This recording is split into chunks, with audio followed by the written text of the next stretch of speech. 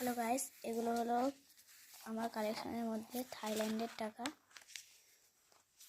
এটা হলো 100 টাকা, এটা হলো 20-20 টাকা, আর এটা হলো থাইল্যান্ডের 50 টাকা। থাইল্যান্ডের 50 টাকাটাও কাগজের, থাইল্যান্ডের 100 টাকাটাও কাগজের। শুধু এই 20 টাকাটাই পলিমার নোট, আপনারা দেখতে পারেন পলিমার নোট। এগুলো হলো থাইল্যান্ডের রাজা। আমার কাছে 20, 50 আর 100 টাকাটা আছে। 20, 50, 100। আমি আগের ভিডিওতে এই 20 টাকাটাকে ভিজিয়ে দেখেছি যে এটা ভিজবে না।